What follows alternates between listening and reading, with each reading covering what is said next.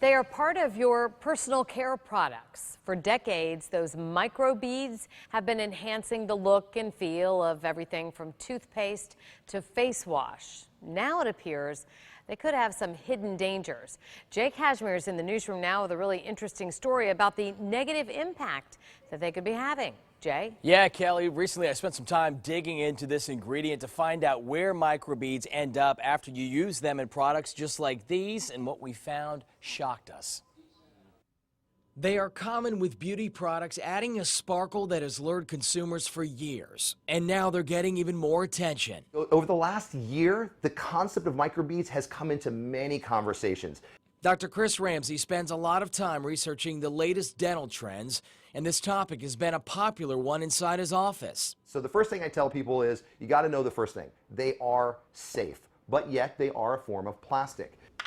A form of plastic so small, Ramsey says, they can pass through our bodies without causing any major health problems. However, the problem comes after that. Microbeads are seeping through our drains, past water and sewer plants, and into the ocean at a rate of 8 trillion per day, according to a study published in Environmental Science and Technology. That means on this stretch of Stewart Beach at any given moment, you can find them. You can pick up, and you've actually seen microbeads? Yep, in the sand, if you look under microscopes, you can start picking it up in our sands and stuff too, so it's not a good thing. Researchers like Mark Perry from Florida's Oceanographic Society pick apart debris along our coastline every day. Bright colored, and you could tell it's not one of the natural sand fragments. He's one of many who sees firsthand the environmental impact of microbeads, let alone plastics. And it's not just in the sand.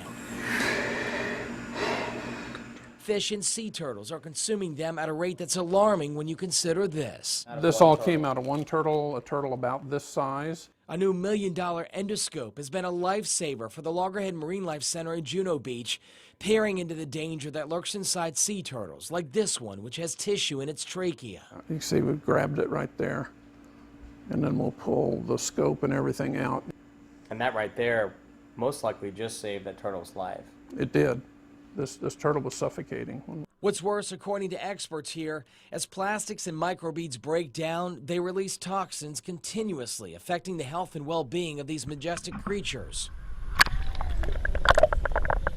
The tide has turned on what was once an exfoliating feature. Now companies like Procter & Gamble, the makers of Crest, have already been pulling them from their products. They told us they're in the removal process now and will be finished by February of next year. And more companies are joining the band as the fight to attack it upstream at its source continues. So state to state it's different, but the big time frame is basically around 2017 to 2020. You're going to see a lot of states say, hey, we will not sell any products in our state that involve microbeads. And right now, 9 states currently have legislation that will go into effect in January of 2018, banning certain products that contain microbeads. California is the only state with a complete ban. Florida has no legislation currently.